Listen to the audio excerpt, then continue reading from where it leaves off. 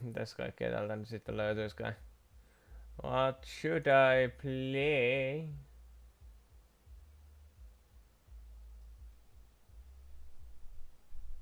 Voisi suositella rentoa vajan tunnin kauhu, fantasia, interactive fiction hommelia, jos ei muu iske.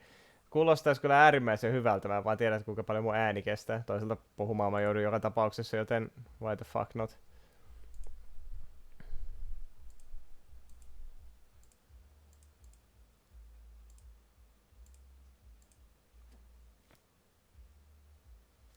Joku popittaa.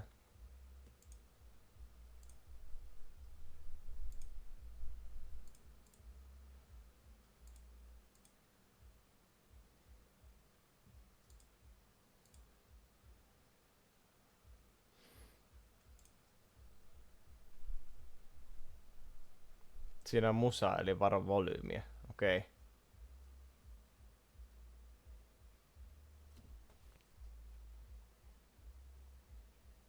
Aina basson värineet jopa kuuluu. Nice.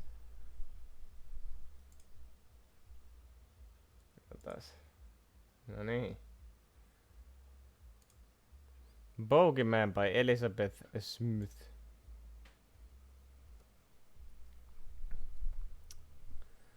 Katsotaan.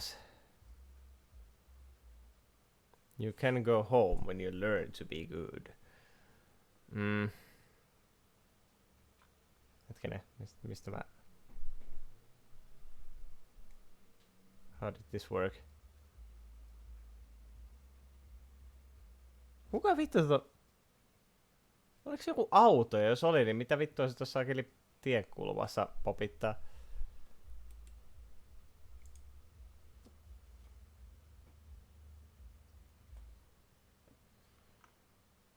I gotta play on live, vittu kans, okei. Okay. Bogeyman.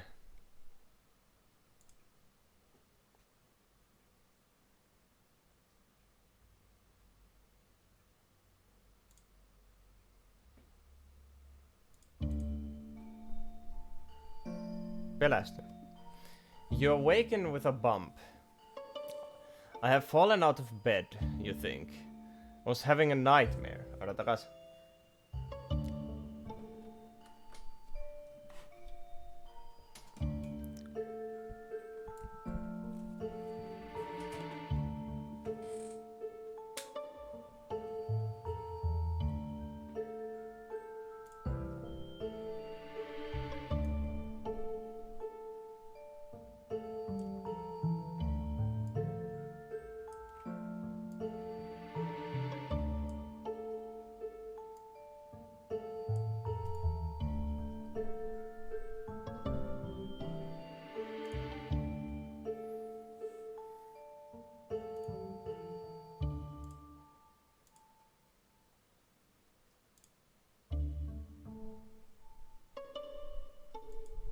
Ja cool.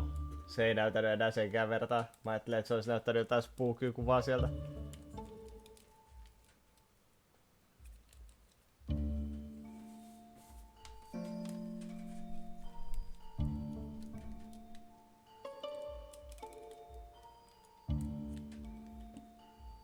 Harmi.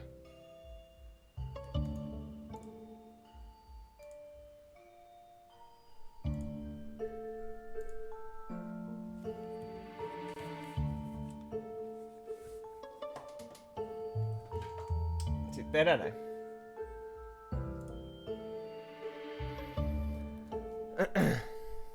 You awaken with a bump.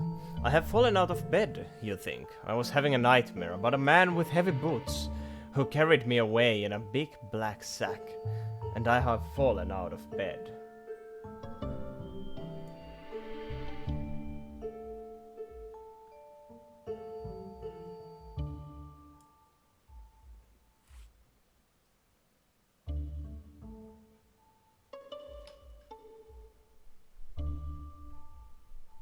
Mun mikrofoni nappaa jotain volumea koko ajan jostain, kun mä en ole varma, että mistä.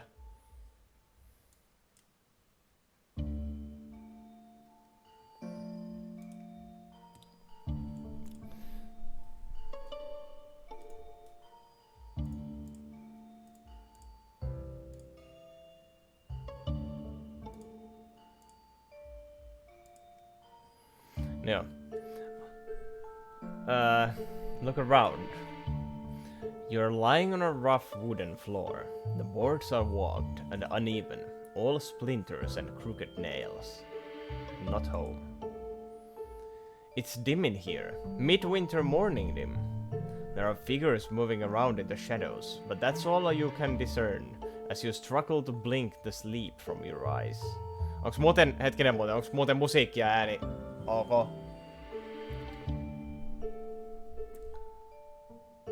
A man's voice rasps from behind and above. You have slept enough. A cold hand drags you to your feet.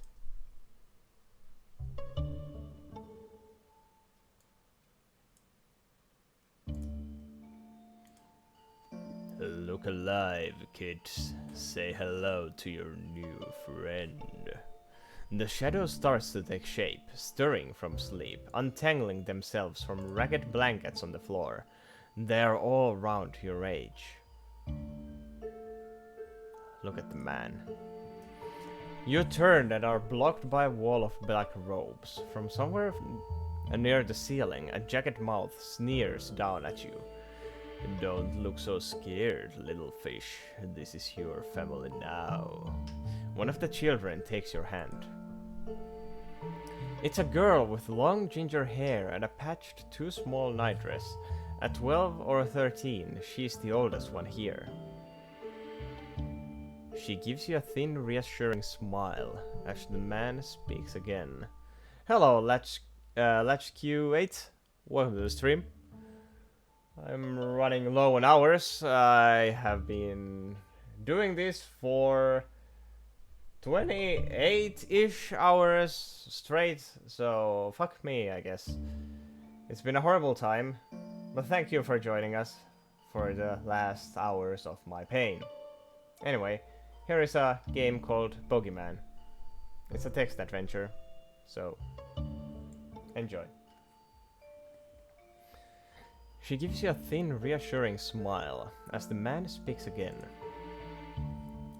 Tabitha, show the new fish around and give it something to do. Something quiet. If you loathsome little toads wake me up before dinner, I'll break your necks. Door slams behind him. Chapter 1. Broth. The other children stand frozen, watching the door, until his retreating footsteps have stopped shaking the walls. Then they all exhale as one. The girl, Tabitha, releases your hand. The light from the window is brighter now, and you can see your surroundings more clearly. And there isn't much to see.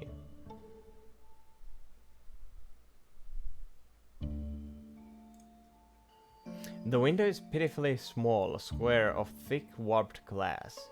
You can't see much through the frost crystal still thawing on its outer face, a foggy morning settling over a rocky incline.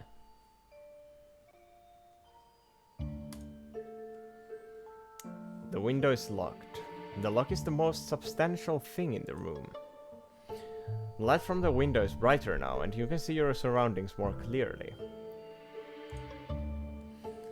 Like the floor and the walls, the door is just a few planks of wood held together with rusty nails. It doesn't have a lock or bolt, not on the inside anyway.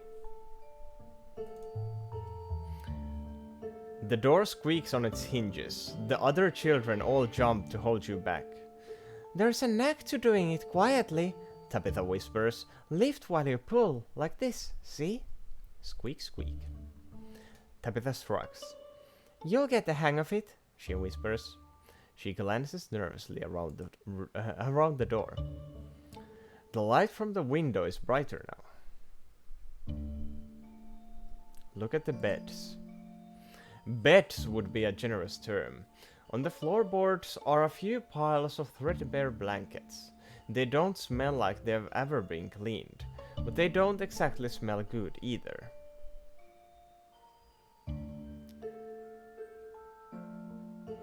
There's one pile for each of the 4 other children, and one spare. That was where Claire slept, whispers Tabitha. It's yours now.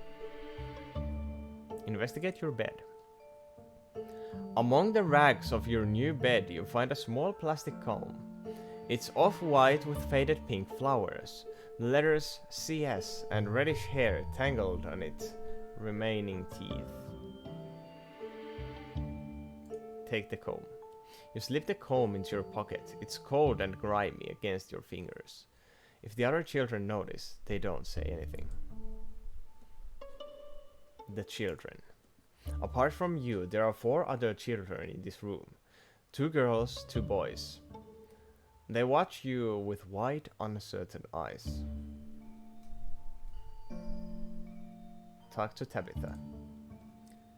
When you're ready, I can show you around the rest of the house, she offers. Something about her voice makes you doubt it's going to be a bundle of laughs. Talk to Humphrey. Humphrey looks you up and down. This one does look like a fish, he pronounces as loudly as he dares. It almost makes me wish we had Claire back. Stick your tongue out. He glares and sticks out his tongue right back at you. The others look uncomfortable. Talk to Grace. Grace is the youngest, a tiny girl with freckles and long eyelashes. She mouths a timid greeting before hiding her face in Tabitha's side. Pat her head. She doesn't look at you, but the visible portion of her face suggests a shy smile. Small victory. Talk to Peter. Unlike the others in their pajamas, Peter is wearing a drab school uniform with mismatched buttons, which reminds you that you are currently missing school.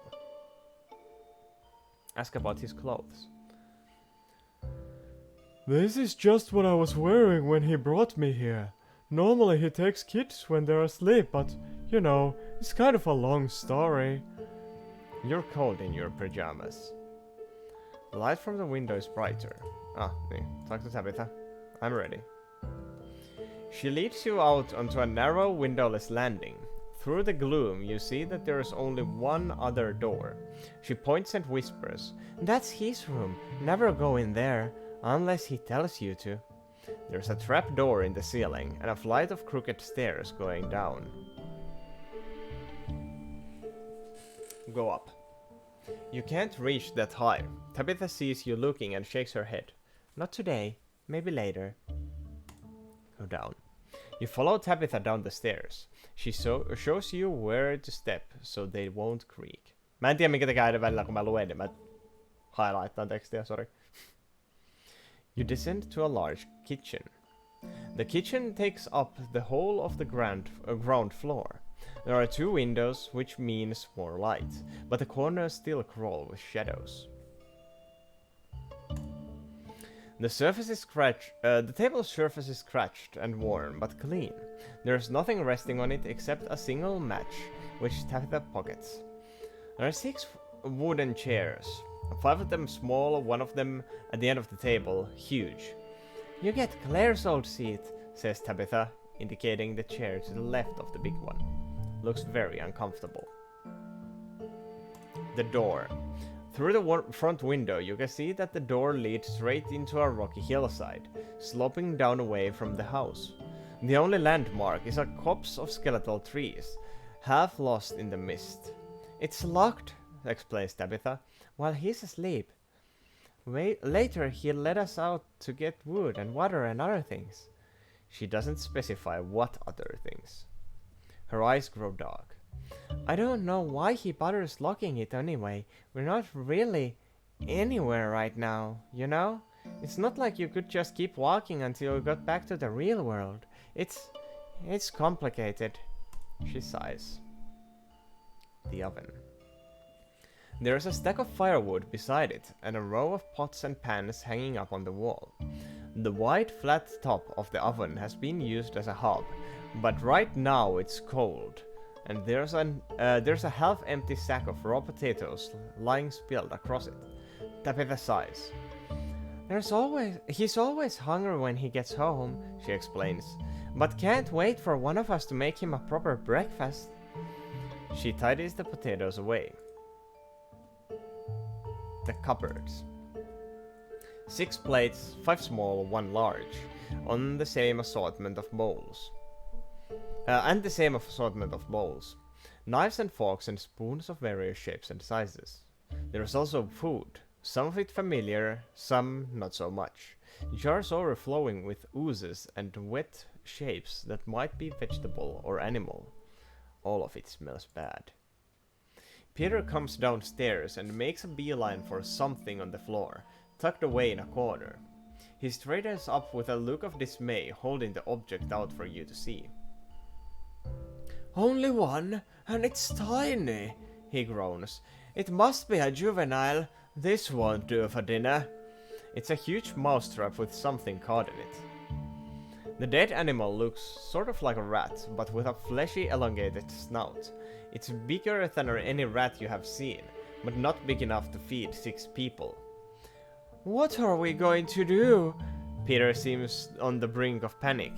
We can't serve him this. We can't go out and get more without waking him up. He's going to kill us. Tabitha takes the animal from him and removes it from the trap. We'll just have to do what we can. She slaps it down on the table. The first year I was here, half of them died of some disease. Some days we didn't catch anything, but we made do. How? We'll use all the organs and the tail and throw in lots of the blue things. He likes the blue things. Peter brightens up. He goes to a cupboard, takes out a jar and puts it down next to the offending animal. Blue things, he tells you, helpfully. Jar is full of slimy blue black lumps. We don't have to worry about... Hetken, mitä sanoo? Varmaan Tabitha. We don't have to worry about dinner until this afternoon anyway. In the meantime, chores. Tabitha and Peter set to work around the kitchen. They seem familiar with their tasks, moving almost automatically around the furniture and each other. Help Tabitha. She looks at you gratefully as you help her to scrub snail trails and boot prints off the floor. Clean gunk out of the water pump under the window. Collect still twitching insects of flypaper and sort them into bottles. You make a good team. She shows you how to do it all quietly and how to return everything to its proper place. Untidiness is just as bad as noisiness, she warns. After a while, Humphrey and Grace come downstairs. The 5 of you sit around the table and carve mold of a lump of bread for your lunch. All the others have the exact same way of eating, taking small bites and chewing steadily while staring down at their plates.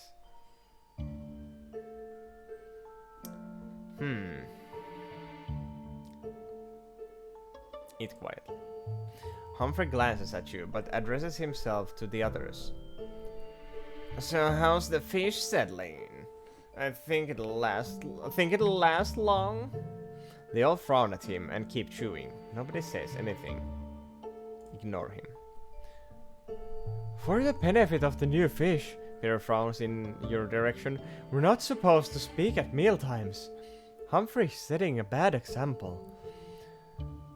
Speak when spoken to, Grace pipes up, before realizing she's broken the rule by its very utterance and clamping a hand over her mouth in remorse. Finish your bread in silence. Peter starts clearing away the plates. Grace rushes to help him wash them under the pump, while Humphrey slips back upstairs. Meanwhile, Tabitha beckons you over to the oven. Both squat down and she starts showing you how to build the fire underneath. We've got bones to boil for the broth tonight, she explains. Takes a long time. She takes the match out of her pocket. She hands it to you and indicates for you to strike it on the oven. You follow her motions. It strikes and catches first time. You hurry to light the kindling while Tabitha watches approvingly. Soon the fire is blazing. Tabitha leaves you to tend to it while she skins and prepares the animal from the trap. At the other end of the table, Peter starts taking blue things out of their jar and doing something to them. Maybe peeling them? You have never smelled so many flavors of bad at once. The afternoon passes in a blur of industry. The broth gurgles with every ingredient added. Every gelatinous juice, every chalky paste, every scrap of the rat creature's meager numbles. Ever so often, a bone bops to the surface. By the time the fire is burning low, and the boil has been reduced to a simmer, it's getting dark outside. Tabitha brings an oil lamp and places it in the middle of the table, from where it fills the room with quivering shadows. You begin to wonder if he will come for his dinner after all.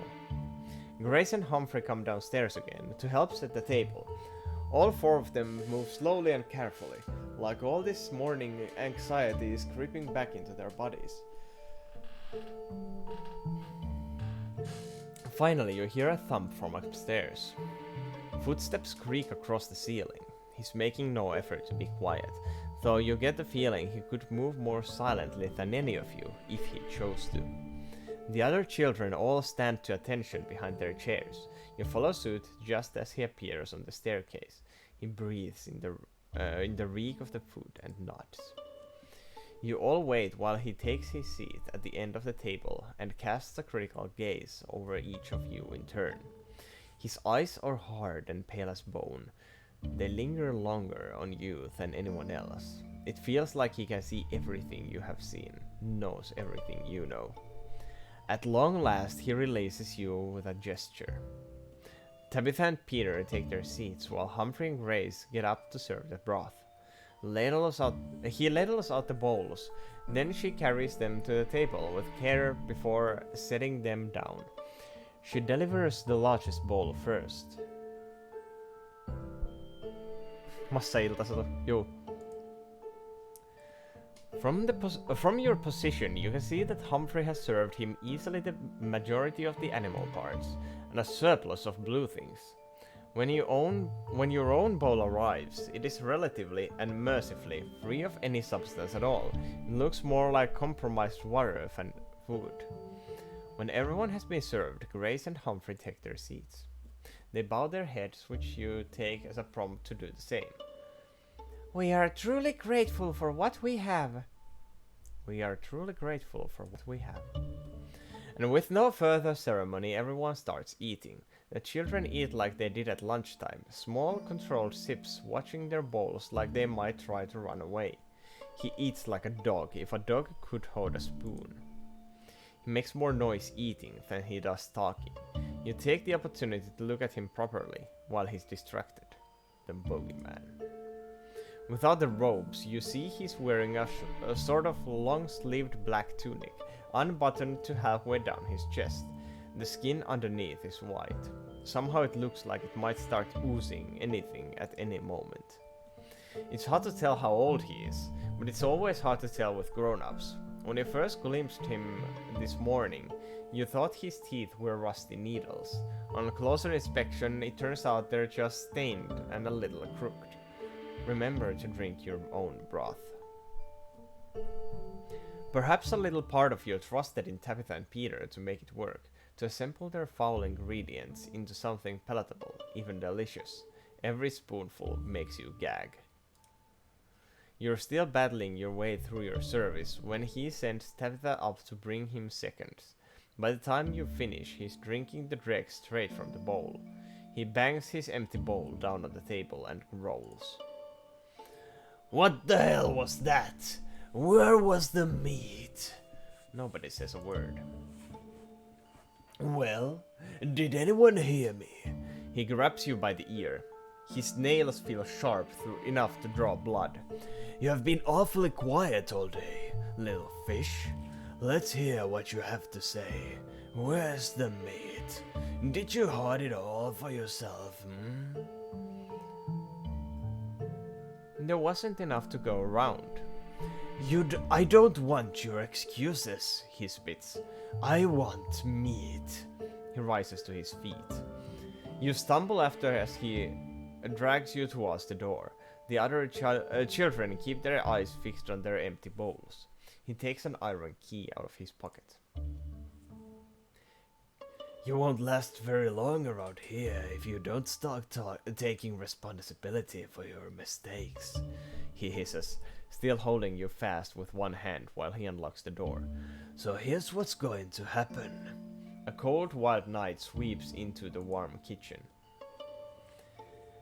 You are going to go and find me something to eat. He thrusts you into the darkness. Now the light of the kitchen seems blinding, framing his dark bulk in the doorway. Behind him you can see the other children still averting their eyes. Grace looks like she's holding back tears. And be quick about it. If you dare come back empty-handed, you'll be the one going hungry tomorrow. The door slams shut. You are left alone in the moonless night, with the wind whipping at your pajamas and rain beginning to spit at your skin. You're on a blasted hillside, all jagged rocks and mud. From outside, the house, more like a hovel really, is little more than a pile of sticks and slate. The glow from the window lets you see a few steps in any direction. As soon as you stray any further, you will be traveling almost blind. Walk upwards, walk downwards. Vittu mikä vaihtoehto.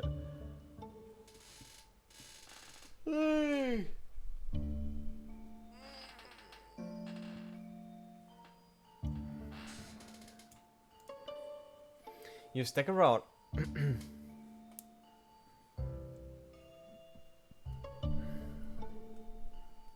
You stagger around in the back of the building and set off up the hill.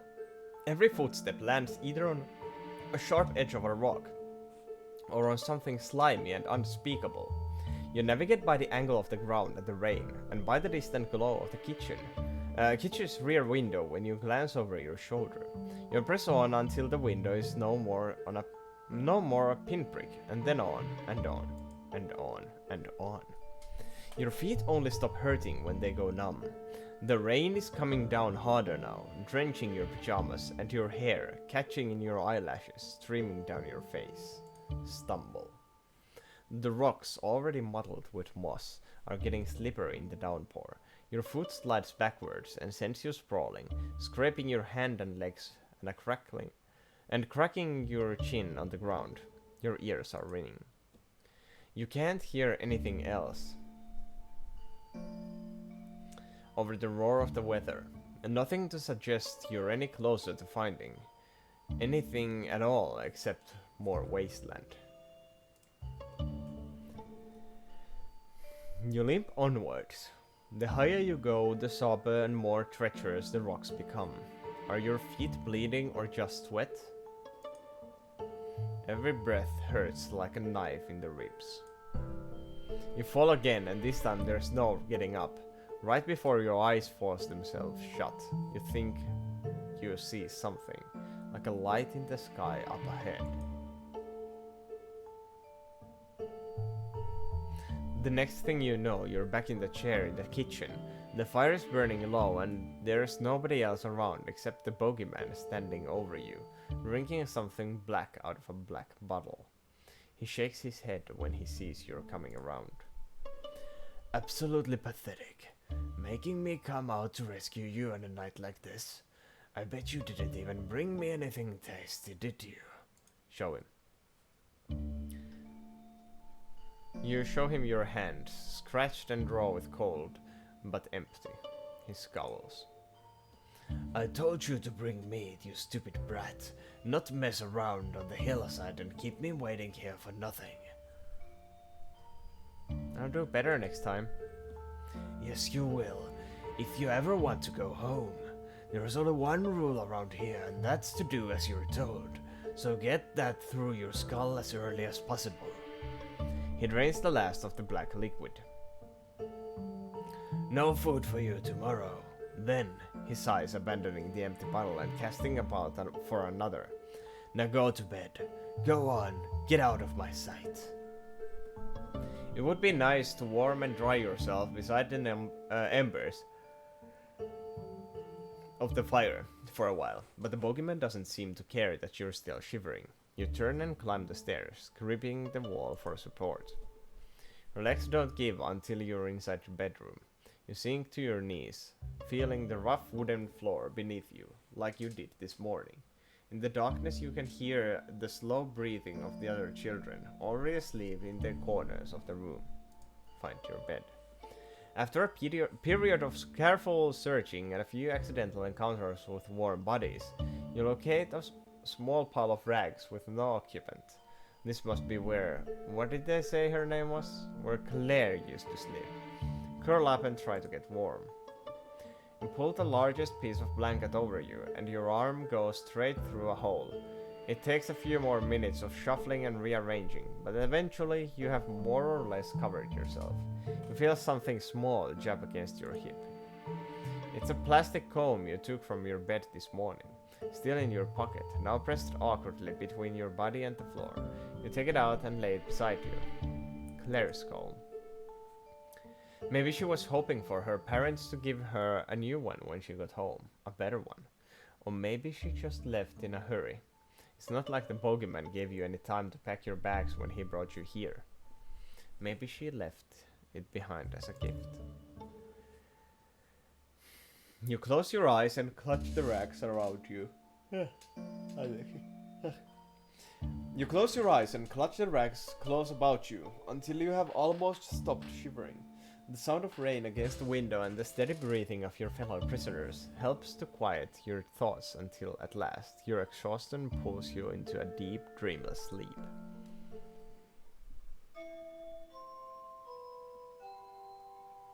Chapter 2. Melk. Kaakees vettä.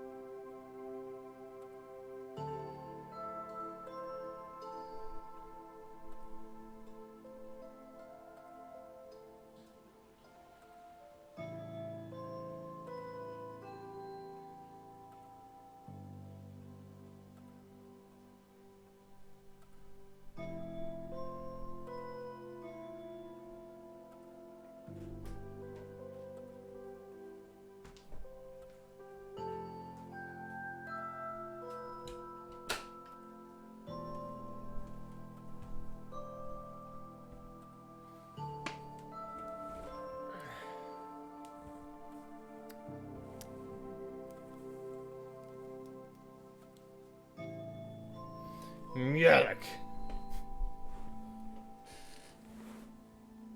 Alright. Chapter 2. Milk. You open your eyes to find Tabitha shaking you gently. Morning. She smiles to see you awake. I hope you're feeling better after last night. Lots to do today. The window is already brightening with the dawn, and the other children are nowhere to be seen. Tabitha helps you to your feet. The two of you make your way down to the kitchen, where Humphrey has just finished setting the table for breakfast.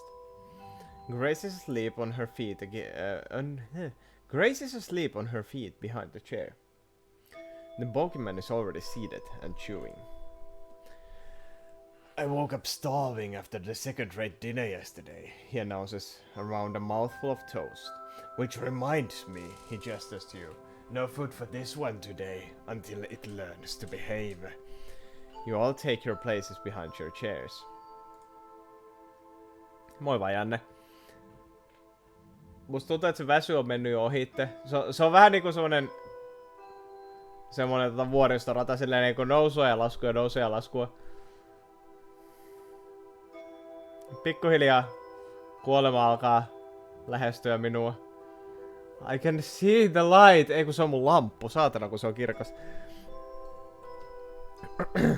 Mut joo, hei vaan, tervetuloa tänne Iltasadun pariin.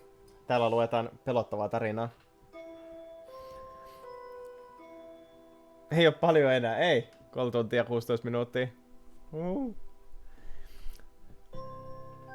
We're truly grateful for what we have. We're truly grateful for what we have.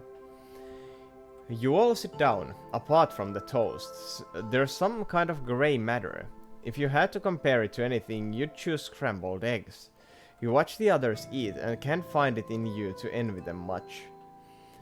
When everyone's finished, the Bogeyman dismisses the other children, who all rise to clear their plates.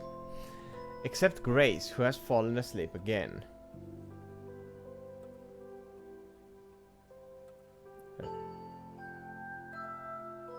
Take her plate. You go to take Grace's plate for her, but the Bogeyman smacks your hand away. Move when I tell you to move. He snaps and rouses Grace himself with a clip across the ear. That goes for both of you. Grace, move. She jolts to her feet and hurries to clear away her plate. Maybe we gave her a little... Maybe we gave her a little too much milk last night. Then again, he points at you, you didn't have any at all. And you slept in later than anyone. Don't worry, we'll soon knock the laziness out of you. He yawns and stretches.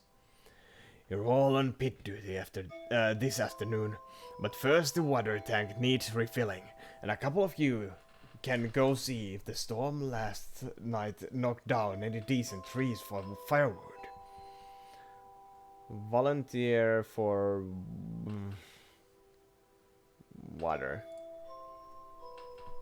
Hei vaan Sataja, tervetuloa takaisin töistä.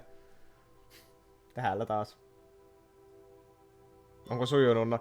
No tässä on ollut semmonen pieni laiskutus, ettei jaksanut pelata mitään peliä, niin Aki on ystävällisesti vippasi meille tällaisen tekstiseikkailun.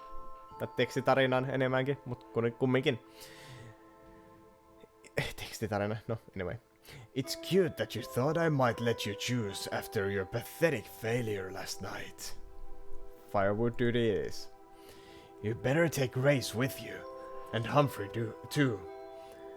Maybe he can irritate the both of you into staying awake. And you're dismissed. Jännittääkö? On jännittävä tarina. Tää on ollut ihan hyvä kyllä jo. Mä tykkään tämmöisistä hieman synkähköistä saduista niin sanotusti. Outside the day is clear and crisp after last night's rain. Your breath mists in the air. The Bogeyman doesn't seem bothered by the cold. After breakfast, he had the other children drag his chair into the kitchen doorway, blocking the entire frame. And now he's sitting there with his boots up on one of the smaller chairs.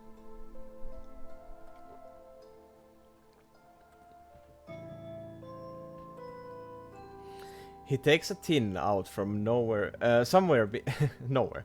He takes a tin out from somewhere inside his robes. Only one way to warm up if you're cold, he advises, taking a pinch of something black out of the tin and putting it in his mouth. Get to work! He settles back in his chair, chewing contentedly. In the light of day, you get your first good look at the landscape. The hovel is built on a small plateau between two vast barren expanses of steep. Above you, in the distance, the land tapers to an icy peak, while below, far beyond the copse, the base of the mountain is ringed by a much larger forest. The horizon is blocked by 4 identical mountains. Closer to home, you see a woodshed and an outhouse, both of them even more ramshackle than the hovel itself. The surrounding earth is relatively clear of rocks. revealing a narrow pit not far away. Humphrey leads you to the woodshed. He unlocks the door with a key entrusted to him by the Bogeyman, dips inside, and emerges moments later with 3 wicker baskets. Inside one of them sits a single hatchet and a rusty handsaw. He hands the empty baskets to you and Grace. After relocking the door, the 3 of you set off down the hillside. The rocks are easier to navigate by daylight, but it's still tough on your feet. Be careful. It's quite a walk. You can't tell whether Humphrey is sulking or always like this. Grace, on the other hand, is deep in a daze, not merely shy, but almost sleepwalking. Make conversation. What's pit duty? Digging a pit, Humphrey explains, mock patiently. It's pretty straightforward if you're not an idiot. Ignore him.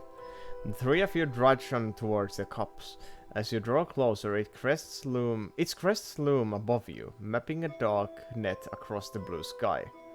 Humphrey leads the way into the thicket. Still damp vegetation slaps against your arms and neck as you clamber your way between the trees. Sorry.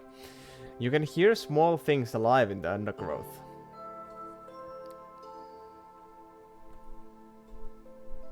Investigating round. You squat down. The air is warmer down here. You don't find anything but muddy puddles and waterlogged twigs, too small to be useful. Look up and notice Grace. She's falling asleep on her feet again, with her face squished against the trunk of the nearest tree. Humphrey tosses a stick at her. It bounces off her arm with no reaction. He grumbles. Stupid. I know she's annoying and stupid when she cries, but he still shouldn't give her so much milk. What's wrong with milk? Well, he calls it milk, but it tastes different to milk at home, and it sucks. Makes you really sleepy, and you can't stay up past bedtime even if you try. Humphrey goes over and shakes Grace awake. Come on, he orders as she stirs. Move around more. Stab yourself in the hand with a rock or something. Whatever it takes to stay focused. She brightens up. Can we sing? He won't hear us from down here. She turns to you excitedly. You're new. You should have to you have to teach us a new song. Sure. You sing the first nursery rhyme that comes into your head. Grace catches on quickly, following your lead, while the 3 of you search out fallen branches. It does lift the mood a bit. The first crow was crying for his ma, crying for his ma, crying for his ma. The first crow was crying for his ma on a cold and frosty morning. Eventually, you find a thick branch that Humphrey deems suitable. You and he take it on in turns to saw while the other helps Grace to hold it steady. The saw creaks along to the song. The second crow couldn't fly at all, couldn't fly at all, couldn't fly at all. The second crow couldn't fly at all on a cold and frosty morning.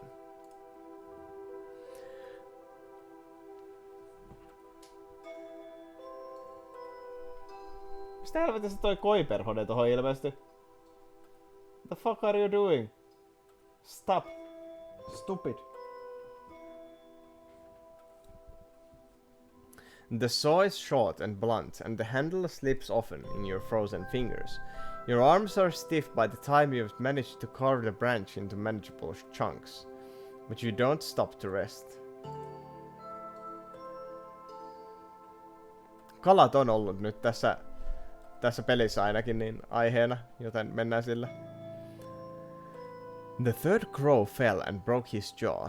Fell and broke his jaw, fell and broke his jaw. The third crow fell and broke his jaw on a cold and frosty morning. Now you take in turns with the hatchet, splitting the splices of wood into smaller wedges. Between swings, Grace ducks in to collect the chopped wood and stack it in baskets. Every time you think for a second that the hatchet is going to hit her skull. But it doesn't. You have far more wood than will fit the 3 baskets.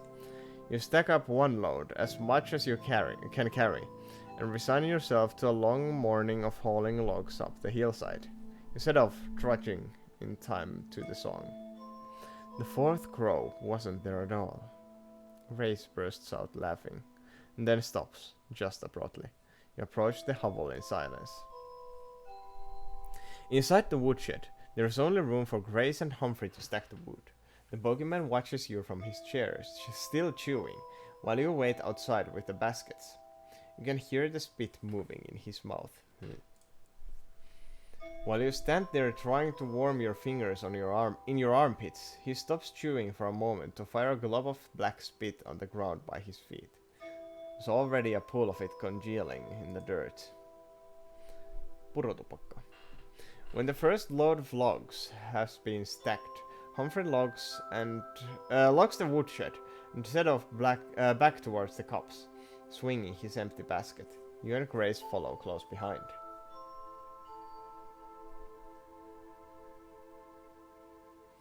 Onnistuiko kilipotut ja munavoi? Erittäin hyvin. Se on yksi sellaisista ruuista, mitä mä tykkään eniten tehdä. Ja söisin sitä useammin, jos siinä ei kestäisi tosiaan olla tuntia uunissa. Ne chiliperunat, ne on erittäin bueno. Suosittelen kokeilemaan itsekin. Niistä tulee sellaisia vähän rapeita.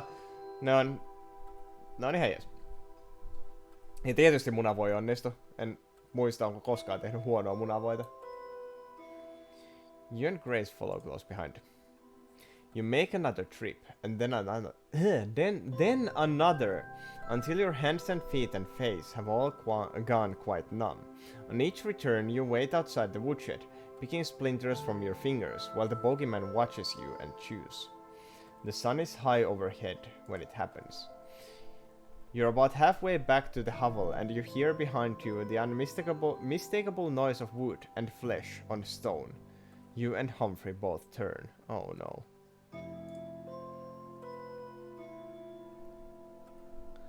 Grace has passed out again. Her big eyes are closed, her tiny palms bleeding, as the logs roll out and away from the basket at her side. The handle of the basket has snapped off. Between you manage to rouse her and keep going without much time lost. She wipes the blood on her nightdress. When you get back to the hovel this time, the bogeyman's gaze burns you. Once the remaining wood has been stacked, he beckons the three of you over. You stand in a line, Grace's hands folded politely behind her back, Humphrey stuffed defiantly in his pockets. The puddle of spit is huge now, and the smell stings your eyes. What happened here? The bogeyman gestures to the broken basket.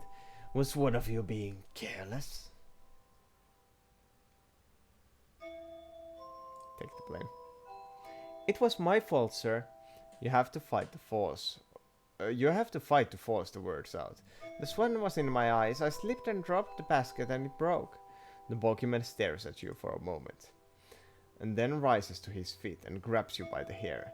If you ever lie to me again, he says, I'll cut out your tongue and eat it. He backhands you across the face. You stumble back in equal parts shock and pain, your cheek burning. It feels like it's going to bruise. The bogeyman rounds on Grace. As for you... She flinches when he reaches for her, but he only wipes the first tear from her eye to taste it. Since you're too useless even to fetch wood, why don't you start by cleaning this? He points to the spit pool. And then bring me some lunch.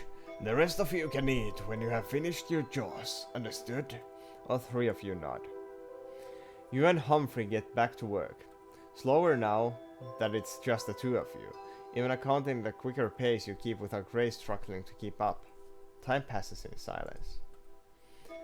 When at last the last of the firewood has been stacked, you stop for lunch. Despite your enforced fast, you have to sit at the table and watch the other children eat. Your empty stomach growling. There's nothing on the menu but stale bread again. In the afternoon, all five of you report for pit duty, armed with short-handled spades. The bogeyman resumes his position in the doorway while you help each other down into the pit. It's already about 5 feet deep, with enough room for the three of you to dig, while the others wait at the top to collect the debris of grit and soil one bucket at a time. Tabitha explains. It's for the outhouse, She says. when the pit underneath gets full, we cover it over and start a new one. Rose.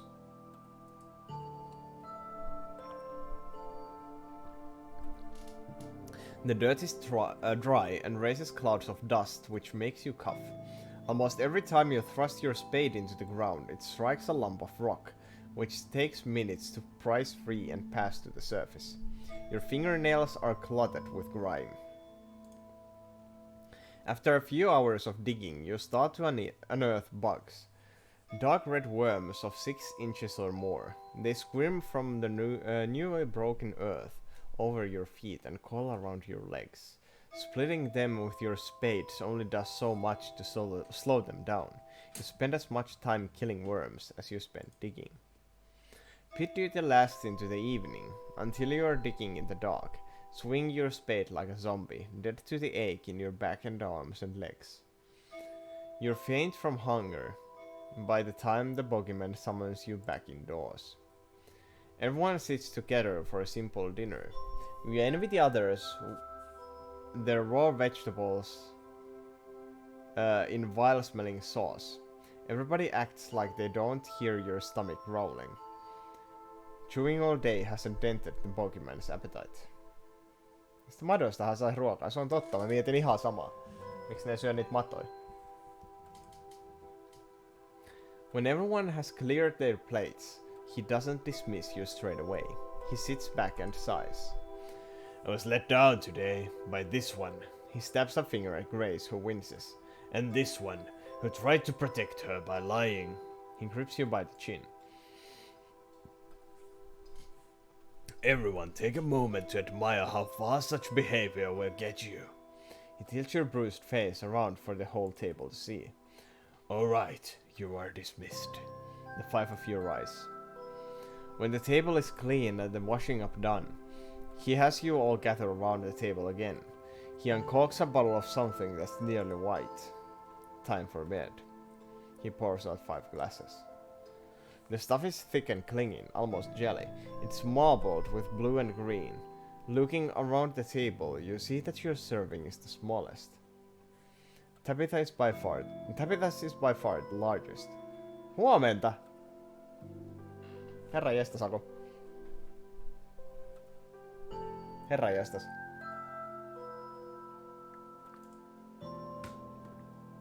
Tässähän tämä. Tarinoita lueskellessa. Drink your milk, children, The Bogeyman urges, and the others, with varying amounts of grimace, do as they're told. Your glass, when you lift it, is cold to the touch. Ei siinä mene joku puoli tuntia, että saisi edes kulliin spavnaamaan. Jesus Christ, sä oot jaksanut.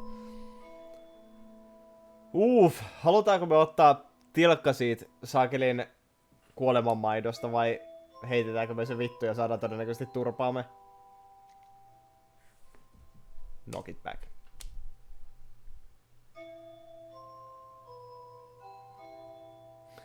Knock it back as in... Ota se koko hela hoito. Mä en ihan ajatellut tätä lausetta tällä tavalla. Mä ajattelin, että mä niinku hutasee sen alas.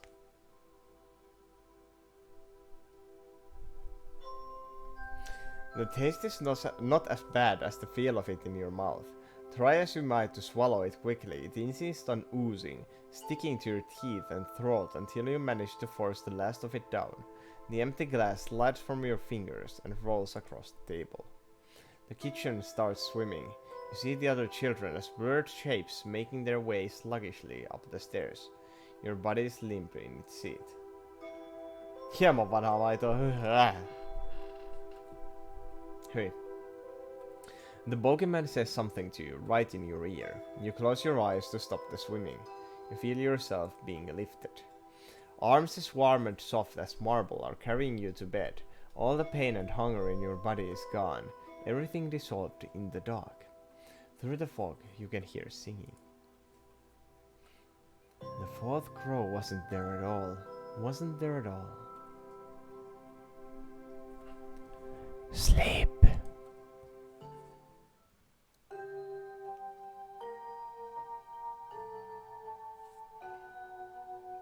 Ensin oli milk ja nyt on bones.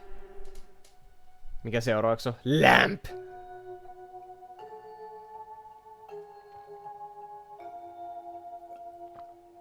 Vai lips? Brother, give me lips. Nyt olisi varmaan itse asiassa... Pidetään pieni tauko taas chapterien välissä. Pitihän se maito juoda, että bones vahvistuu, totta. Mä lämpähytän itselleni yhtäkkiä riisipiiraka. Verpe.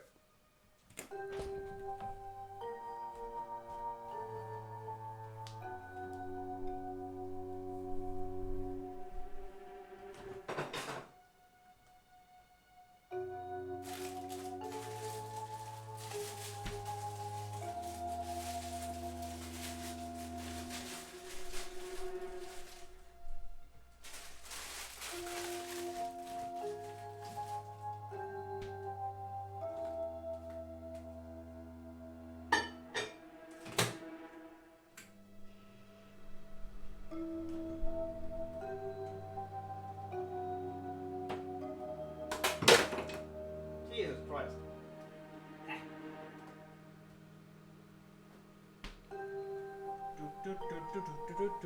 Munavoita on tässä purkki. Ihan hyvähän tää. Täytyy ostaa lisää riisipiirakoita, että munavoita meillä tuli vähän turhakin paljon.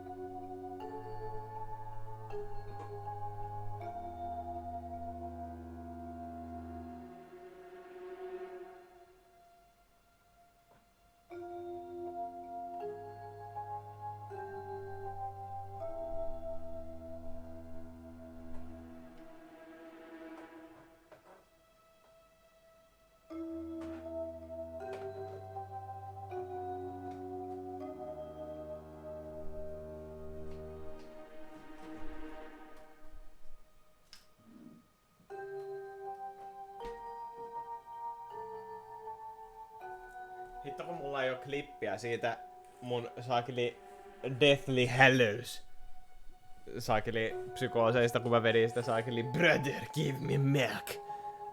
Ja sit mä vaan jatkoin sitä vaikka kuinka kauan sitä keskustelua.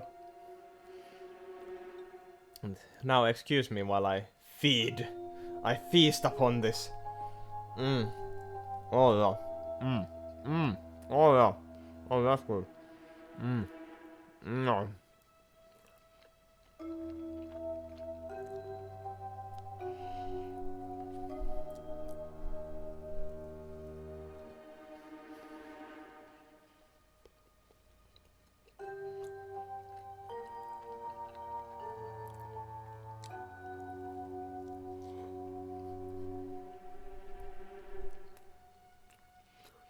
Erittäin delicioso.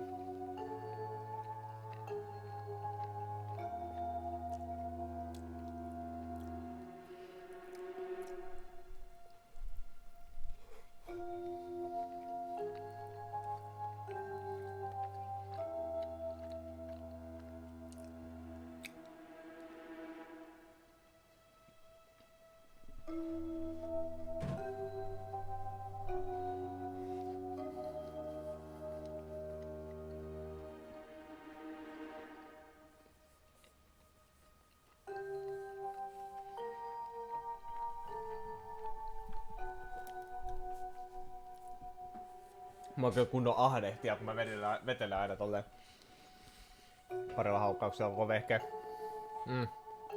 Hyvä. Okei. Okay. Chapter 3. Burns. Hello, Clay. Welcome to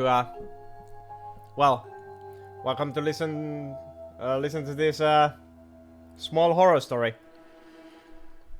We are at chapter 3. Bogeyman has taken the children and fed them milk.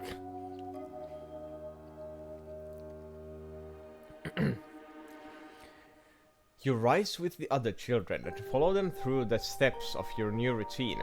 You have to stop yourself from gobbling your breakfast after a day of starvation. The Bogeyman has no shortage of ways to keep you busy. And when there's nothing that needs doing, he simply gives orders for things that don't need doing. Peter nearly breaks his back checking the roof of the woodshed for non-existent leaks. After your failure on the first night, and your attempt to protect Grace, the Bogeyman has evidently decided that you need to be whipped into shape. He says it's for your own good. He expresses this by assigning you all the chores that keep you most closely under his watch. Scrubbing his spit, trimming his nails, massaging his stomach when he eats too much.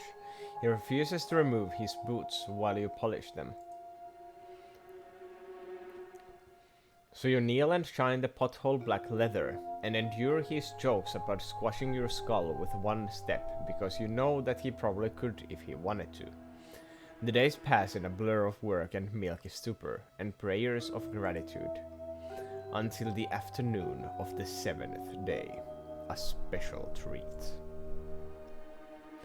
The sun is shining, but Tabitha has been given the key to the trapdoor in the ceiling, in order to hunt out some items in the loft, and you are to help her. Grace holds a chair steady for you to climb up. And don't get scared up there. She smiles at you from the landing. It's dark and spooky, but it's not that bad. Tabitha closes the trapdoor, shutting you both in the dark. You hear her moving across from you. Don't worry, your eyes will adjust. And they do, in time. The roof is barely high enough for you to crawl, never mind stand, and every inch of space is filled with junk. You understand why the Bogeyman doesn't come up here himself. It smells like dust and mildew. Remember, says Tabitha, any cloth is something we can use. We need to patch our blankets and clothes as well as his robes. And shoes are always a plus, if you can find them. You both start searching through the piles and boxes. The stuff you find falls into two main categories. There are things which must be useful around the hovel from time to time. A hammer and a few bundles of nails, a stash of candles, a vase, a hand-powered drill. And then there are children's things. Child-sized coats, dressing gowns, shoes and socks, ribbons, headbands, blankets and handkerchiefs with initials stitched into the corners, a few books, at least one recorder, and dozens of toys. Tabitha's head turns towards you in the dark. You can't make out her expression. If there's anything you want to talk about, she says quietly, now would be a good time. Well, how long have you been here? Honestly, I don't know. The seasons aren't much to go on here, but I've seen hundreds of others come and go. Meet up? That's a lot. And he still hasn't let you go home. Most of the others didn't get to go home either, you know. There's more than one way out of here. Sometimes I think I'm the lucky one. She quietly turns back to her work. You get to work in silence. On your side of the loft is a small cardboard box that has yet to be explored, as well as someone's forgotten school bag. Look in the box. Inside the box, Under a nest of cobwebs and crumbling newspaper, you hit the jackpot. A pair of pumps with barely any holes in them. They may smell questionable, but they're only one size too big for you. They should limit the number of cuts and calluses and splinters to your feet. If you can only find a pair of socks thick enough to make them wearable, you'll grow into them if you stay here long enough. You must have been hunting through the junk for at least another hour when you notice that Tabitha has stopped. Glance over and hear her staring down at something in her hands. It's a knitted jumper for a very small child, smaller than even Grace. It looks handmade. Tabitha starts to say something. She cuts herself off, pauses. Do you ever wonder why I haven't already tried to smash his head in with a shovel? Or poison his food? You name it, I've thought about it. I daydream about it all the time. She looks so calm. All the ways he could suffer if I were brave enough to try. You should do it. But I'd be trapping us all here forever. Only he knows how to get out of here to, you know, the real world. He leaves every Sunday night to steal more children, but nobody knows how he gets there. Whatever it takes to get home.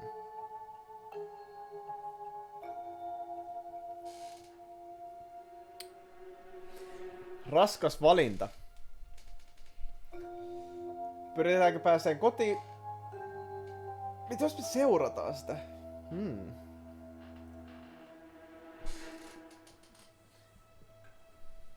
Whatever it takes to get home. I've stayed here so long, staying any longer isn't an option.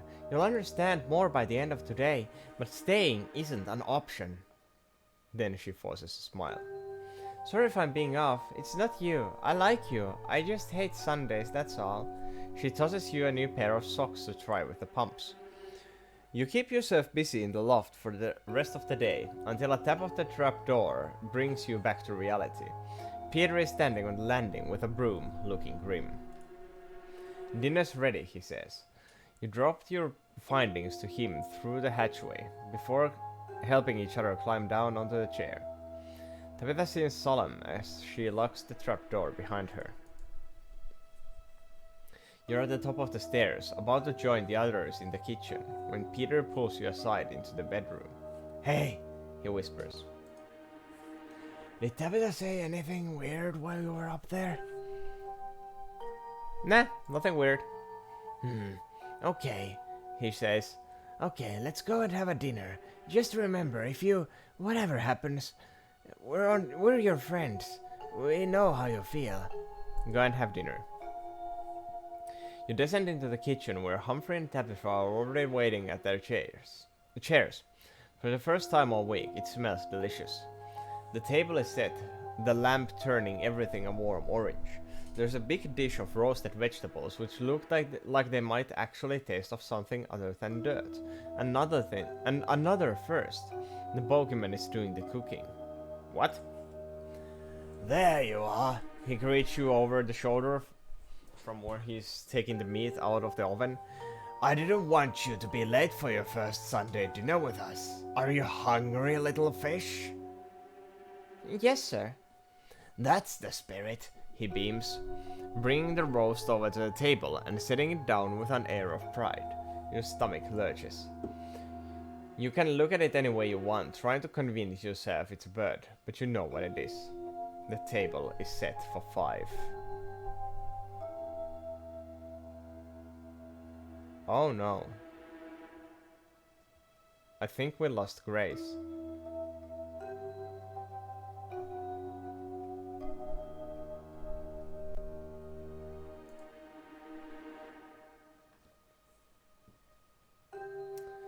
The Bogeyman seems delighted with the dead silence in the room and with the look on your face.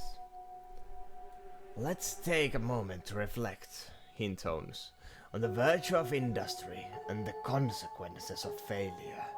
He pours himself a black drink from the black bottle. Cannibalism! And remember, When we think of taking sides, He raises the glass, looks straight at you. there's only one winning side in this house. Cheers. Sit. Peter and Tabitha both shoot you a sympathetic glance as you take your seat. Humphrey is glaring down at the tablecloth. The Bogeyman carves a slice of the roast and puts it on your plate. Be patient. Be patient now. He grins, already serving the others. Wait until everybody's got their helping. The flesh on your plate is oozing pink. He takes his time carving himself a decent slice. God, they're so tender at this age. But she never had much meat on her bones to start with. He nudges you like it's your own little joke. He licks his lips, lets a string of drool escape off his chin onto the table. Well, again, children, before she gets cold. Everyone starts eating. The other children pick silently at their meat. Tabitha is keeping her face carefully neutral, while Humphrey looks more queasy.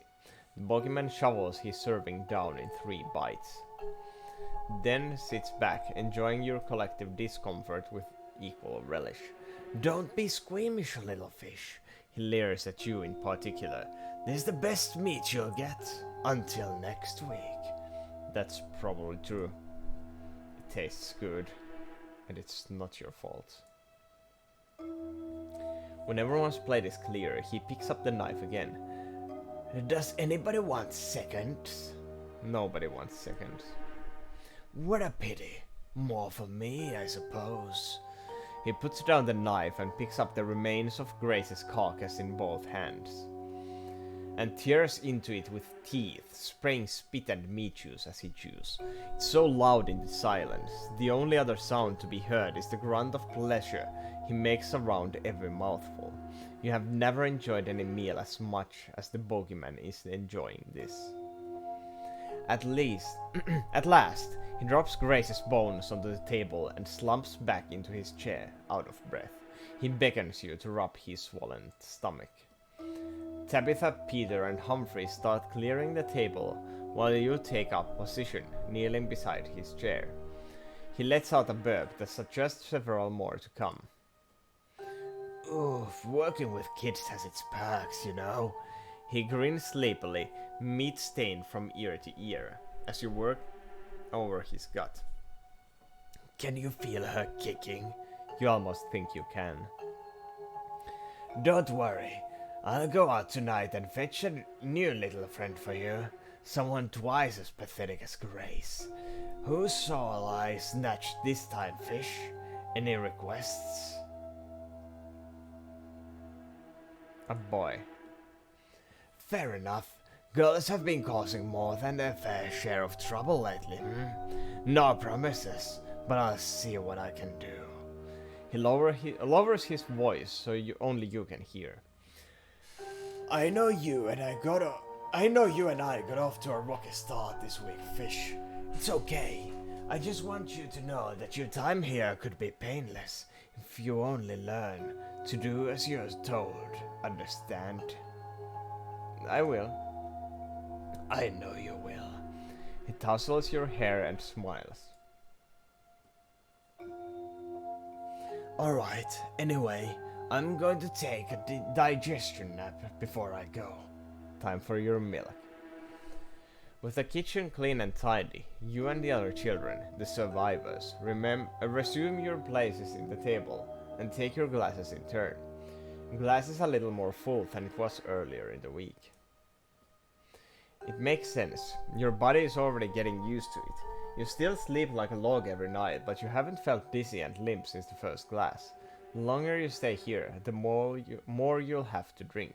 You wonder where he gets it from. And how long would it take before it stopped affecting you altogether? A year or more. All wondering soon leave your head for the night, submerged in the merciful milk sludge. Go up to bed in a daze. You curl up on the floor, clutching Claire's comb, the closest thing you have to a toy of your own. Across the room is the empty rack pile that used to be Grace's. You hear Humphrey sniffling even as he succumbs to sleep. The last thing you're aware of is the faint outline of Tabitha sitting up with her back to the wall, moonlight pooling on her wide-awake eyes.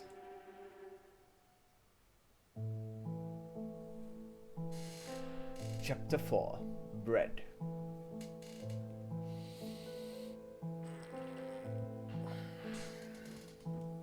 Laper. You're woken suddenly by a thump that shakes the floor, the front door slamming.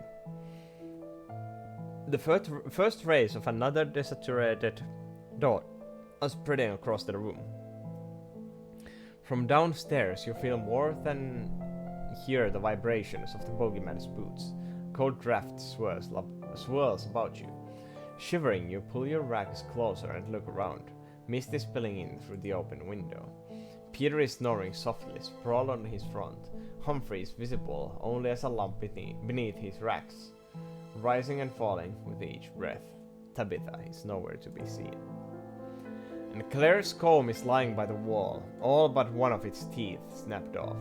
Now those boots are coming up the stairs.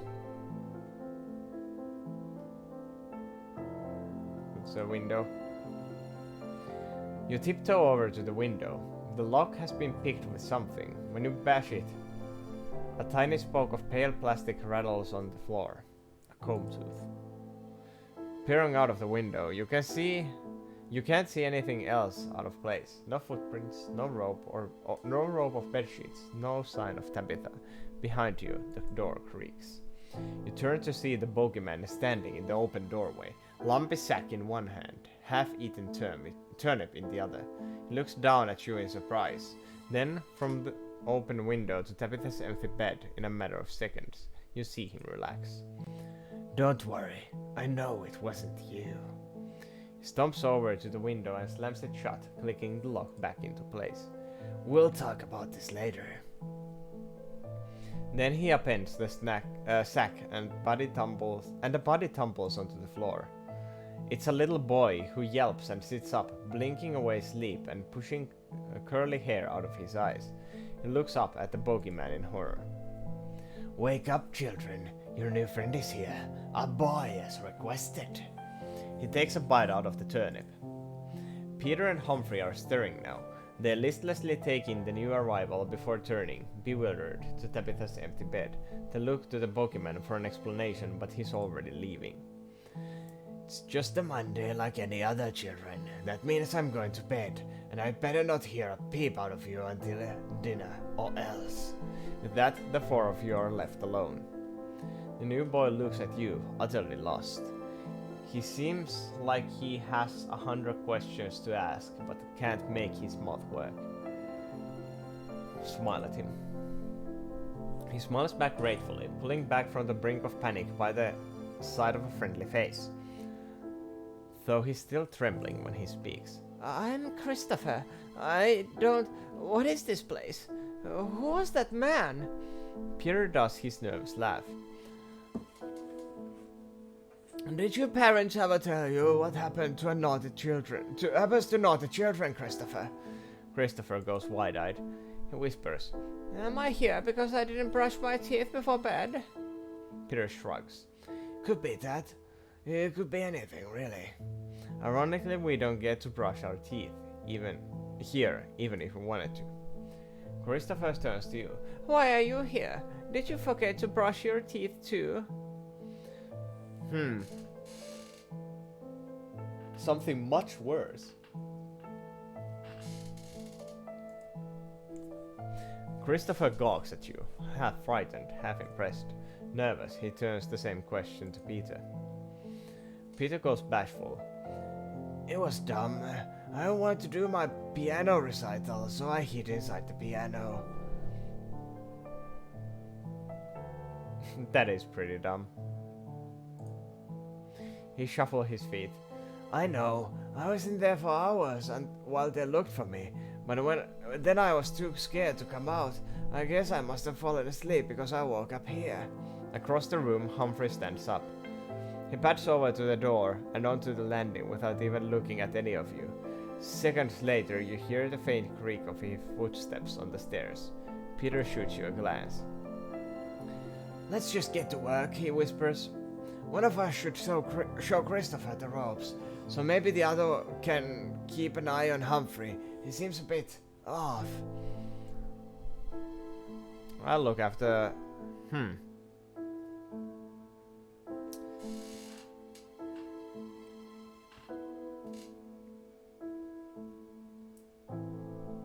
I'll look after Humphrey. Good idea. You've only been here a week after all. The three of you tiptoe down to the kitchen.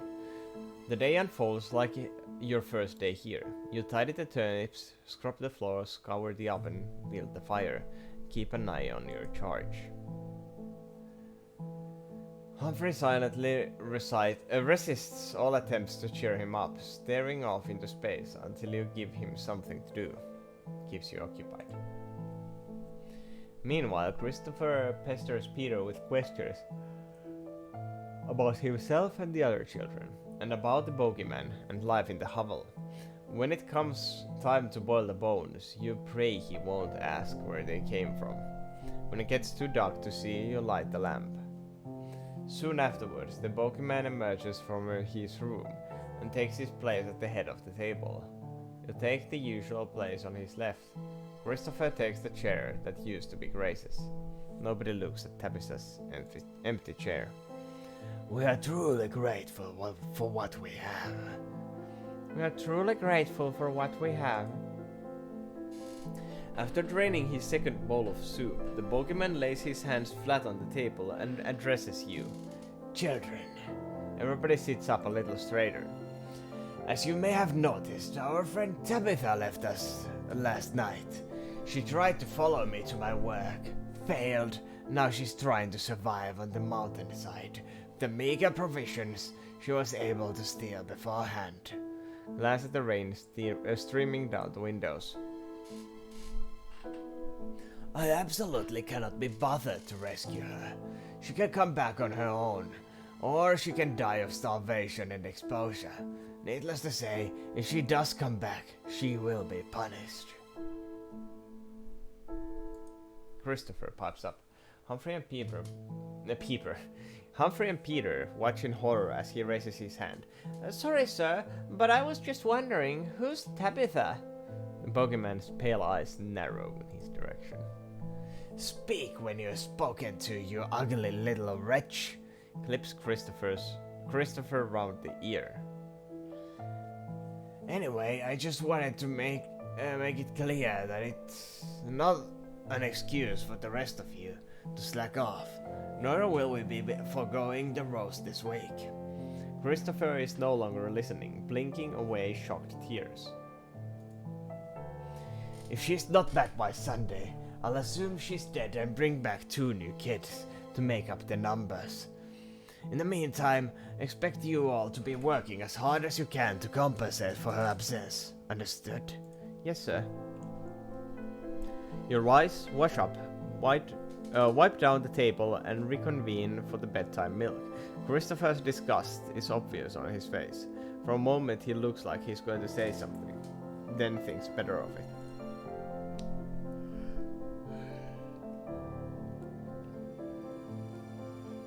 He goes limp in seconds, just like you did after your first glass. You wrangle him up the stairs before your own dose can kick in. Back in the bedroom at least. You deposit him on Grace's old bed. He whimpers. Cold hand down. Give him Tabitha's blankets. With the last of your strength, you gather up the rags from Tabitha's empty bed and toss them on top of Christopher, who rolls under the extra warmth and mumbles something grateful.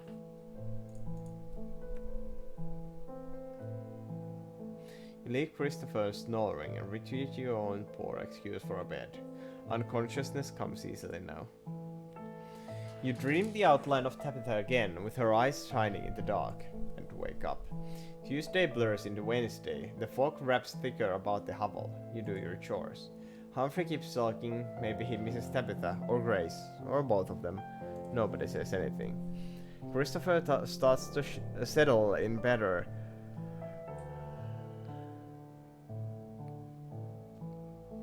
After that first night under the influence. Tabitha won't mind that you gave away her bed, you think, to somebody who needed it. Things aren't too hard with only 4 of you. Many of the chores the Bogeyman dishes out are mere busy work anyway. He has you all polish your spades before and after pit duty, and rearrange the furniture in the kitchen, only to put it back where it was. Once again you find yourself singled out from the others, to wait on him hand and food. Spending hours in close quarters with him while he chews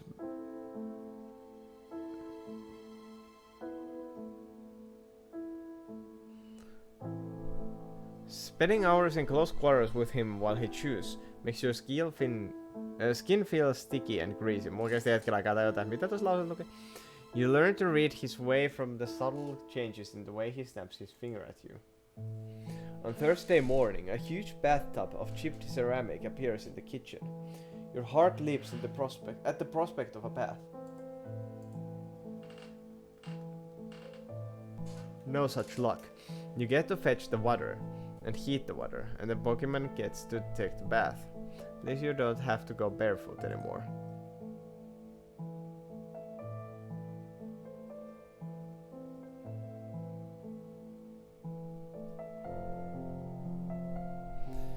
You're making your second trip back to the stream, loaded down with a bucket in each hand, when you spot movement behind the woodshed. It's Peter, bending furtively over something on the ground. As you pass, he looks up guiltily and flattens himself against the wall. Approach him. You totter over, doing your best not to spill your buckets. He glances around nervously. Now you can see what he was doing. There's a small depression in the ground by the wall of the woodshed, normally sheltered by rocks. He has cleared a little space and packed it with a small parcel, something wrapped in a scrap of cloth. Bread, he admits, without meeting your eye. Just a little, for Tabitha. Quickly shovels the rock back into its place. You won't tell him, will you? I promise you won't.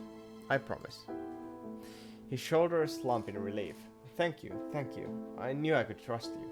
You hurry back to the hovel before the Bogeyman starts wondering where you've got to. Back in the kitchen, you set your buckets down on the table. More water is already warming on the hob, while the bathtub stands empty and waiting on its clawed iron feet.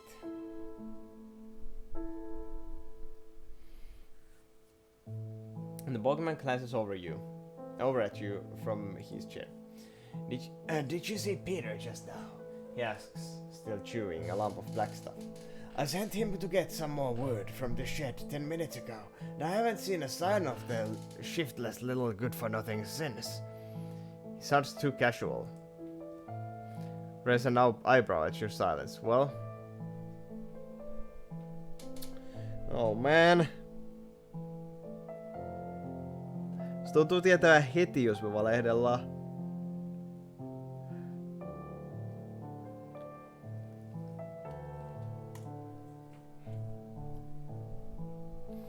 No, I didn't see him. Really? The eyebrow comes down again into a frown. Alright then. His chewing fills the kitchen as you get back to work. When the water on the stove starts to bubble, you pour it out into the tub. It makes a hollow noise as it slaps against the sides. You refill the pot and put it back on the heat. A few minutes later, Peter struggles through the door with a double armful of firewood. Bogeyman growls. Took your time? Peter cringes. I just, I wanted to make sure I got enough, sir. You help him with stacking the wood beside the oven. We seem to be running a bit low on bread. The too casual tone again. Neither of you would happen to know anything about that, would you? Peter glances fearfully at you. No, he says. No, sir. No idea, sir. There's silence for a moment before the Bogeyman starts chewing again. Must have been rats. Well, never mind. The fatter they are, the better eats they'll make when we catch them, A shudder runs between you. When the firewood has been stacked, the Bogeyman dismisses Peter for another errand outside. Peter goes as fast as his legs will carry, leaving you alone with the bath and the Bogeyman.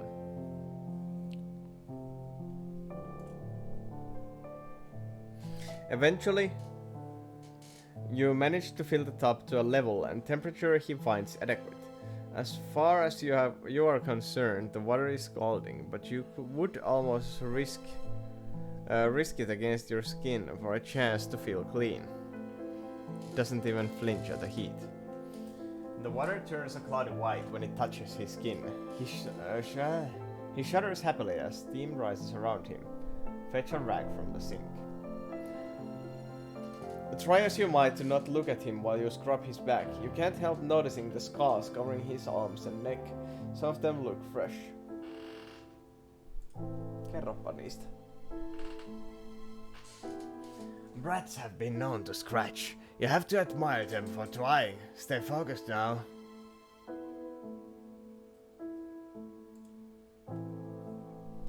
Trying to flay me alive, fish. Is up on the is up or I'll flay you. You can't see his face, but you hear his voice soften. I like to think I could trust you, fish. Peter is one thing, but I've been hoping you'd turn out to be a good kid. You don't hear so much as feel the sigh he makes. Tabitha thought she was the reliable one, but she was a demon. She only got worse with time, holding matches, staying up past bedtime, harboring dirty thoughts. Why didn't you eat her? Why didn't you let her go home? He snorts. Force of habit, I suppose.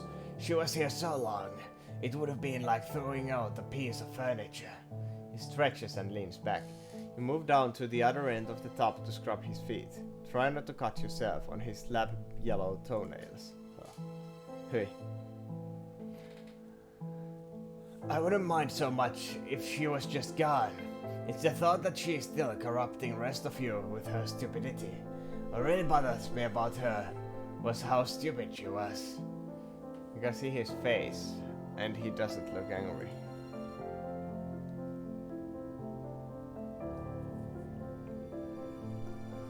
She wanted to get out so badly that she never even considered doing things the simple way. You know you can go home anytime, right?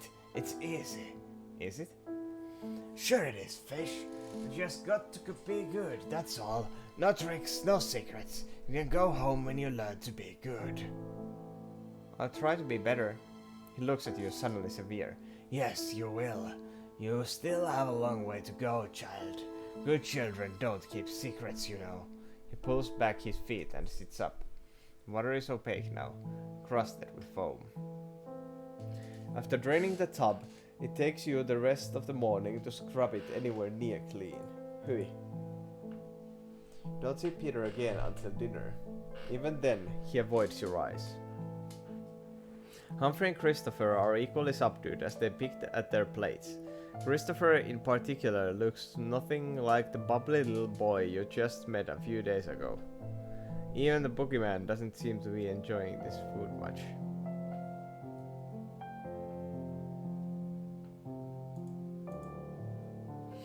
Before pouring everyone's bedtime milk, he draws you all to attention for another little speech. You recognize the irritation in his voice. Just to remind you all, Tabitha ran away of her own accord. She wants to be fed and sheltered like the rest of you. She's welcome to come back any time. Glares at Peter, who keeps his gaze lowered. She attempts to communicate with any of you, or if you think someone else might be in collusion with her, I expect you to come to me immediately. Do I make myself clear? Yes, sir.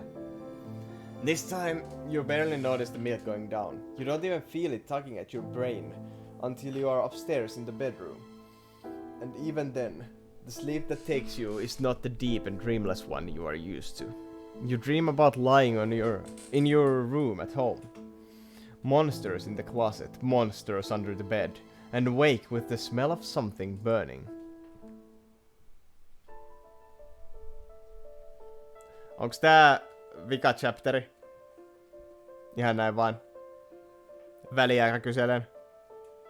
Tää tuntuu jotenkin semmoiselta, että tää olisi 5 chapteri fair.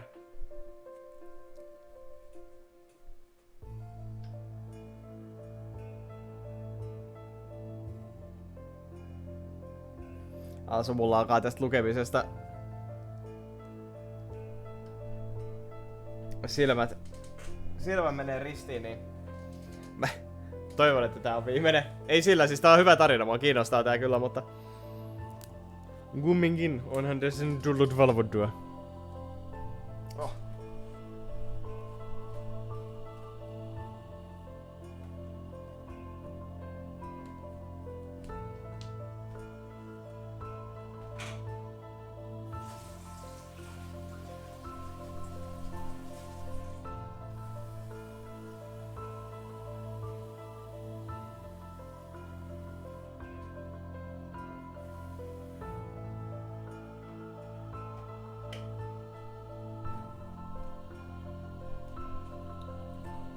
Mulla alkaa palaa se sama väsy, mikä mulla oli joskus 2-3 aikaa aamuyöstä.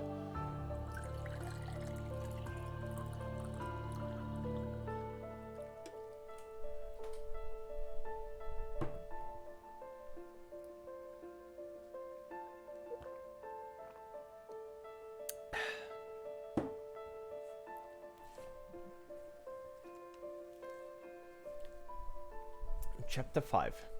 Roast. Too hot. You have never been hot in this room. Throw the blankets off. The bedroom looks more or less as it should, but something's wrong. Maybe it's the moonlight. The door. The door swings open and you step out onto the landing. It's cooler here.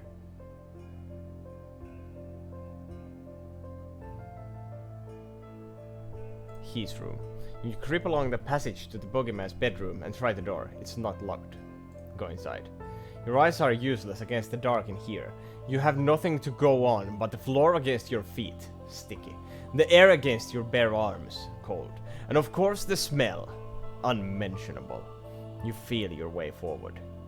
Until you bump into something that might be a bed. That's when you see 2 pale spots of light gleaming at you. Hello? There's a snap and a hiss. A lamp flares, then settles into a steady glow. You see the Bogeyman sitting up on his bed. A proper bed, with sheets and pillows. You see the stacks of books against the walls, the biscuit jar and the tin of black chewing stuff on the bedside table. You take a moment to process the fact that he has had secret biscuits this whole time. What is it, fish? Is she back? No, but something's wrong.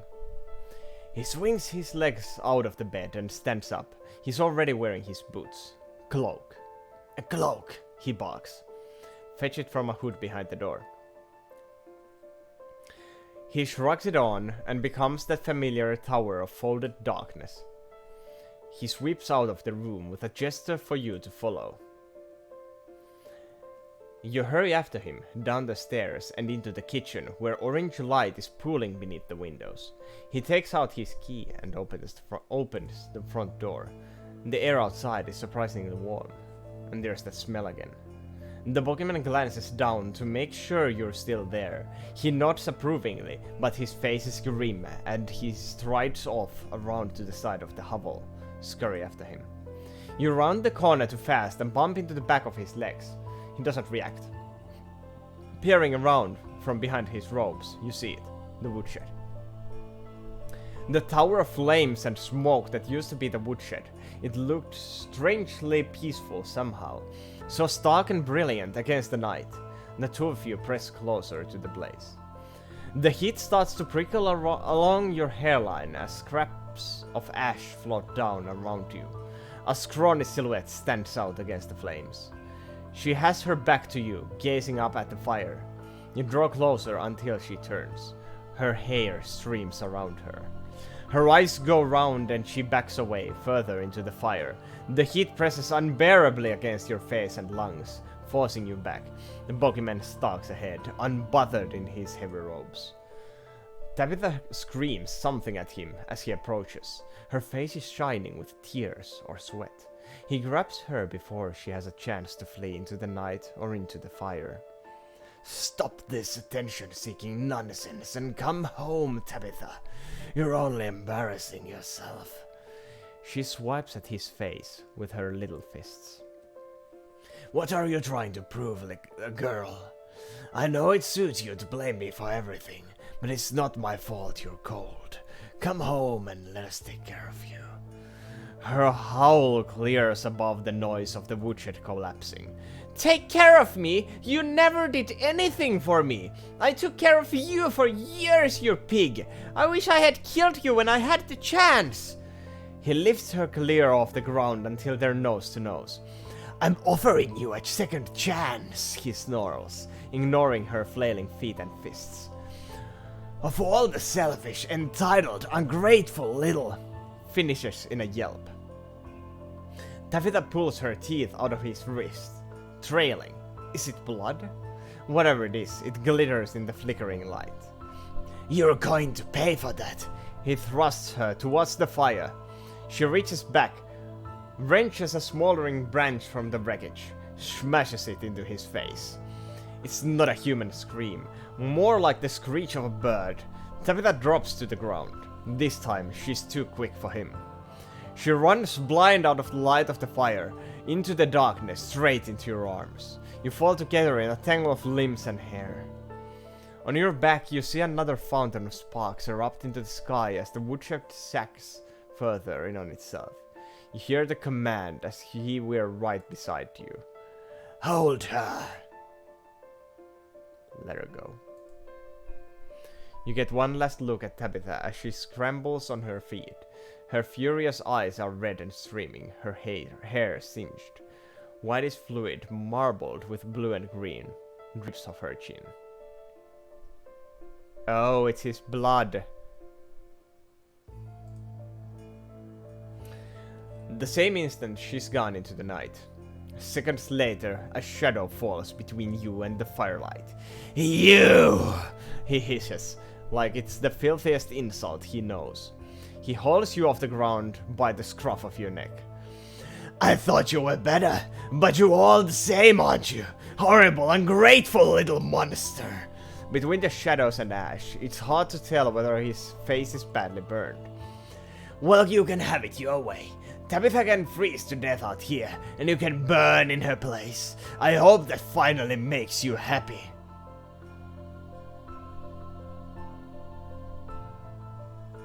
I'm sorry, sir. Sorry won't cut it this time, dear. He sneers, letting you see every one of the teeth between you and the hole of his throat. He shakes you like a cat with a bird in its jaws. Then he slings you under one arm and sweeps up towards the hovel. It yawns at you like a beckoning hole in the hillside, growing wider and darker with every step. Was it so hard to just do as you're told? I don't think that was asking a lot. I would have taken you home, you know. It could have been so easy. But why am I bothering to lecture you? You're not listening to me. You're just another stupid brat. His fingernails are already pushing hungrily into your flesh. You and Tabitha, it makes no difference to me once you're inside that oven. And you can go to the roast knowing full well that it didn't have to be this way. You can hear his stomach gurgling as you approach the hovel. The waiting mouth of the kitchen door, of the oven, of the end. And somewhere in the distance, a tiny doll figure running for its life. If you twist around in his grasp and crane your neck to look back at the woodshed, you'll see the last of his structure give away and subside, releasing streams of embers into the black air.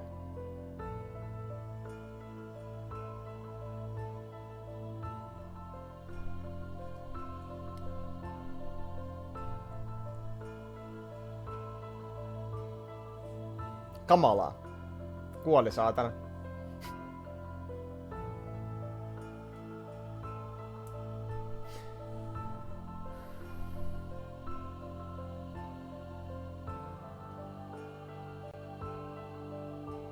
Mitä pelasit yöllä? Multa kysyttiin tota aikaisemmin jo. Mä pelasin... Mitäkään kaikkea mä pelasin? Halo, Far Cryta. Mikä se yksi peli oli, mitä mä pelasin?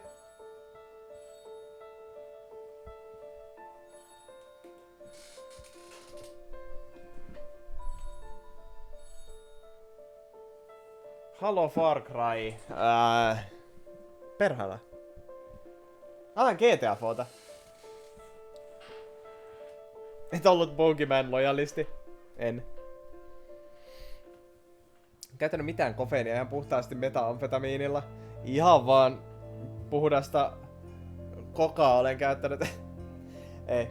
Tai... Onko mä juonut tänä aikana nyt yhteensä 3 kuppia kahvia? 1 kupin teetä.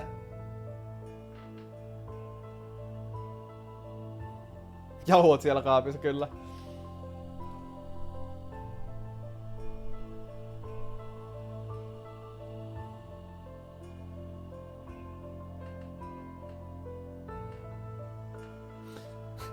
Toiset nukahtaa sateessa helpommin, toiset massan horinaan. Melkoista horinaa olikin.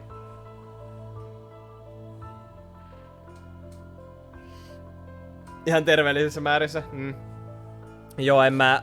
Mulla on energiajuomaa tuo jääkaapissa, mutta en mä sit sortunut.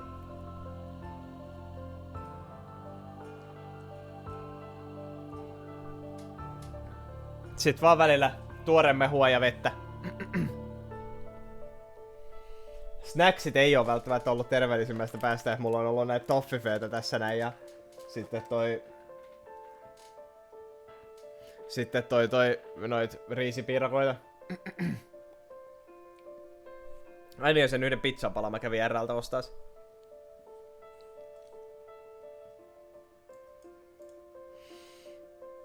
Joo, melkoinen tarina.